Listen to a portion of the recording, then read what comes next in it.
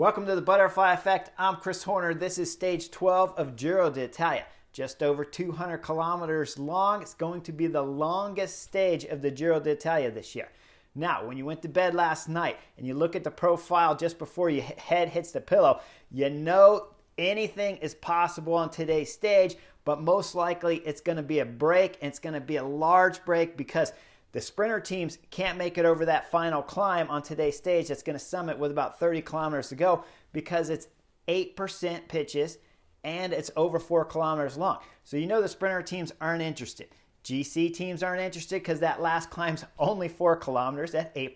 If you're a sprinter, you fear it. If you're a GC guy, you know it's not enough to make any selection on the GC favorites here. So you know it's going to be a breakaway day. We just don't know when you went to bed last night how big it's going to be and when will it take shape. Now today's stage, when there's no climbing for that first 90 kilometers of today's stage, and then it starts to go up there until it summits with about 100 kilometers to go, that means everybody in this group, minus the GC riders, could be in the breakaway of today's stage. Now it takes about 70 kilometers and it's massive attacks left and right throughout the first part of this stage. FDJ will get on the front just under 150 kilometers to go, and they'll light it up for the field sprint for Arnaud Démare to take maximum points on today's sprint point competition. Now, right after that, Alpecin Phoenix will throw in a massive attack, and this will start making a selection here on today's race. Now,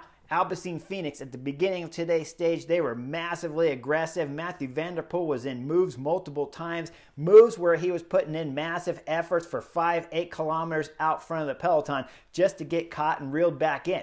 Now, after the sprint point, Alpecin Phoenix again is on the attack. Mathieu van der Poel's in the front move, and he has teammates with him. Stefano Dani is there, and Oscar Riesebeck. Now, with teammates there, this means Alpecin Phoenix, Mathieu van der Poel is looking like the golden child here in this front group. Only problem is this group is 25 riders strong. Now, that's a massive number. When we look back through the group, though, there's only a couple other teams that have multiple riders in there. Bahrain Victorious have a couple riders. Intermarché have a couple riders.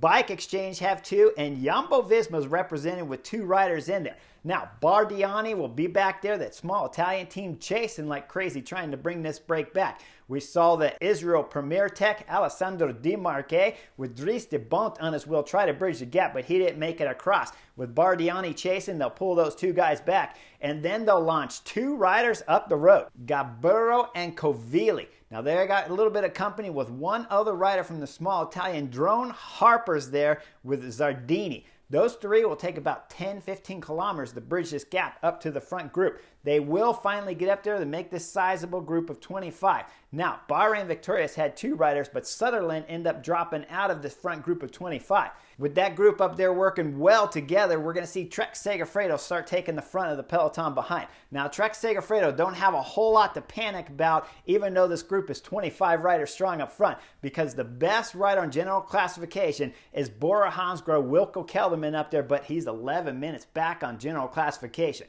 So Trek Segafredo is going to start easing off the gas throughout the rest of today's stage. With that first 70 kilometers being blazing fast, they were averaging 53, 54 kilometers an hour, Juan Lopez said in his post-interview of today's stage. It was blazing fast throughout the beginning of today's stage. Now, that front group of 25 rotating through, not always massively on the pedals when I'm watching it from the couch, but I'm on the couch, so things look a little bit different. Now, with that group rotating through, with Trek Segafredo easing off the gas, we're going to see that time gap balloon out to about 5 minutes on today's stage. With 55 kilometers to go, this is when the attacks are going to start happening, because it's going to be Rota, the Intermarché rider. He throws in the first attack. Now remember, he has a teammate in the back in the form of Rain Tiremay back there. With that attack from Rota, we're going to see a couple other attacks trying to bridge the gap from Intermarché. And then finally, it's going to be Limrace, Jumbo-Visma, and Stefano Odani, who bridges the gap up to Rota. Now there's 3 guys up in front, and they got about a 25-second gap when it's Davide Ballerini Quickstep that's trying to bridge a gap solo. Now he's up front solo, and behind, we see some of the craziest knucklehead tactics come out of none other than Matthew van der Poel, who's throwing in attack at the front of the group. Now, Matthew van der Poel, I don't know what you're doing here, because you got Stefano Aldani in a three-man group just up the road as you're trying to pull Magnus Cort Nelson across the gap. He'll get caught right away, and then the next rider to attack is going to be Lotto Sudol rider Michael Schwartzman. Schwartzman will get brought back, and then it's another Alpecin Phoenix rider throwing in attack. It's Oscar Riesebeck back there attacking. I don't know what Alpecin Phoenix is thinking about at this point in time. Someone's going to have to call me from the team and say, hey, Chris, this was the plan. We only raced for these two riders, not Aldani, who's up the road. Now, when I look at that group up the road with Aldani, Lim Reis, and Rota from Intermarché, I can't see a guy there that stands out as the absolute favorite. It's not like these three riders up front have some kind of incredible resume. They're not big-time winners. So it looks like a pretty good group up there with Alpecin Phoenix, Aldani sitting in that group, and you have got two riders in the back that could just cover moves. Instead, Matthew van der Poel, Oscar Riesebeck, they're actually attacking the group back there. And there's the last climb coming up on today's stage, starting with about 35 kilometers to go. And let me remind you, it's 4.4 kilometers at just about 8% average. So you know it's a stiff climb. Now up front, those three riders will hit that climb with still a gap of about 40 seconds on all the favorites behind. Davide Ballerini, who's still solo when the climb starts, he's going to get caught by Oscar Riesebeck, and he'll go straight past the quick-step rider, trying to get up to his teammate Aldani in the three-man group. Behind in the breakaway favorites, we're going to see Bahrain victorious Santiago Buitrago that tries to bridge the gap. He's going solo. He's going to fly straight past Oscar Riesebeck, who's blowing right now, and his legs are falling apart with every pedal stroke. With Santiago Buitrago fully on the pedals, the next group back there is going to be led by Lucas Hamilton, Bike Exchange. The Bike Exchange rider is hard on the gas. He's got some company in the form of Bach Mollema, Trek Segafredo. Now, Segafredo again put Bach Mollema in the front group here throughout today's stage. Again, I don't like it because every time I see Bach Mollema in this group, from the beginning of the formation of this group all the way throughout the stage, he's taking big pulls on the front. Now we're going up the last climb. He's sitting locked onto the wheel of Lucas Hamilton right there.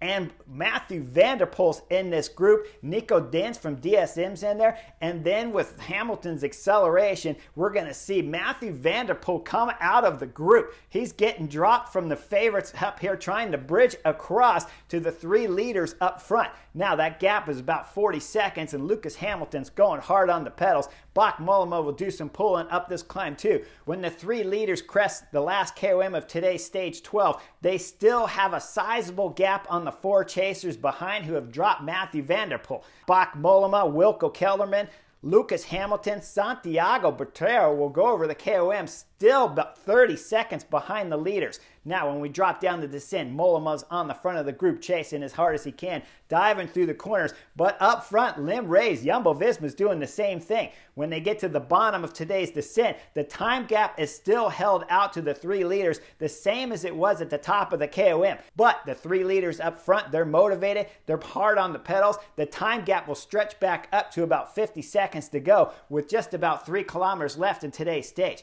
Now, with just under 2 kilometers to go is when the tactical games will start being played up front with the three leaders, because they know they got enough time gap on the Bach Mollema, Wilco Kelderman group led behind. Now, with that time gap at over 50 seconds, Rota's the first rider to start playing the tactical game. He sits up, tries to make Lim Reis, the Jumbo-Visma rider, close the gap up to Aldani. Lim Reis looks back. He's not going to have any of it. Rota has to close the gap up to Aldani, and then straight away takes a pull. Now, with 1 kilometer to go, it's Lim Reis on the front, Aldani's second wheel, and Rota's third. They're coming up to a hard left turn there, and Lim Reis does an intelligent tactic here. He's not a pure sprinter. Aldani, I believe, when I was sitting on the couch, if I remember right, stage 3, he was the sweeper back there for Marichko, Alpecin Phoenix sprinter on that stage. That means he's got to have a little bit of speed. But it's hard to know who's fastest here because neither of the three riders, like I said, have much of a resume when it comes to wins. Now, with the swinging off to the right side as the left turn starts from Lim Reyes, he's going to open up a bit of a gap up to the two riders in front, and he starts a run up to start his first attack here, just with 900 kilometers to go. He runs up to the two leaders in front, swings off their wheel, pulls hard to the left, and starts his sprint. When we look at the helicopter view, he's got a sizable gap on Aldani. Stefan Aldani's doing everything he can to close the gap, and he brings him back with about 700 meters to go. Then we start seeing at 600 meters to go, they're 3 wide going across the road. Now, the last 700 meters of this stage started to go up with about 3% up to today's finish line as they're 3 across the road. This is incredibly rare. It's not oftentimes that you would see 3 riders across the road all the way from the left, center, and the right side of today's course. Now, with that, Lim Reyes changes his mind. He swings back to the left side of the road behind Aldani. Then at 250 meters to go, when Aldani moved back over to the right side of the road, it's Lim Reyes Jumbo-Visma that starts his attack. He throws his attack moves all the way to the left, and Aldani, Alpecin Phoenix rider, is quickly on his wheel and then comes by him with about 200 meters to go. We'll see Lim Reyes look back, and with that, we know Lim Reyes' chance here of winning stage 12 is out. Now it's a two-way battle up front. Stefano Aldani is leading. Lorenzo Rota's second wheel. With 50 meters to go, Lorenzo Rota will start his acceleration. He'll move hard to the left at about 40 meters to go. They're side by side, and then a bike throw will win Stefano Aldani stage 12 victory here. Back-to-back wins for Italy and 2 stage wins at this Giro d'Italia for Alpecin Phoenix, with Mathieu van der Poel winning stage 1. This was an exciting stage to start with the first 70 kilometers. Then it was a bit of a sleeper after that. And then with 55 kilometers to go all the way to the finish, it got exciting and nail-biting on who was going to win today's stage. Stefano Aldani was magic when it comes down to this last 1.5 kilometers of today's stage. Tactically spot on with all of his moves. Lim Reyes, whose tactical attack at just 900 meters to go, I thought that was a fabulous move. And Rota, who started this attack at 55 kilometers to go, hung in strong and gave us a good battle with a bike throw at the line to get him second on today's stage. Lim Reyes, Jumbo-Visma will round out the podium in third, and Bach Mollema, Trek Segafredo, who I don't think should have been up there to begin with, gets fourth on today's stage for Trek Segafredo. Behind in the peloton with the pink jersey, it's Juan Lopez's Trek Segafredo team that'll bring the peloton up to the line about 9 minutes behind today's stage winner. That will move Wilco Kelderman back up somewhat on the general classification after today's stage 12. So Bora Hansgrohe, always been a little sneaky throughout this Giro d'Italia, have found a way to get Wilco Kelderman somewhat back on the general classification. So if he can find some climbing legs after today's stage 12 here, he could start putting in some pressure on Trek Segafredo and, of course, Richard Carapaz back on the general classification, the highest of the GC favorites here at the Giro d'Italia. Before I go, Caleb Ewan, he didn't start today's stage 12. He's going to get himself ready for his run at the Tour de France come this July. Now, Caleb Ewan, he had a rough Giro d'Italia. Let me remind you guys, he was in the running for the win on stage 1, but then crashed hard when he touched wheels with Biniam Girmay. Since that moment, he's had bad luck and bad results throughout this Giro d'Italia. So he'll draw a close here at the Giro d'Italia and focus on the Tour de France. One other major thing about today's stage, and I don't want to leave it out, Walter Wayland, who had passed at the 2011 Giro, today was in remembrance of the rider, and hopefully it reminds all of us to enjoy all the beautiful moments that life has to offer.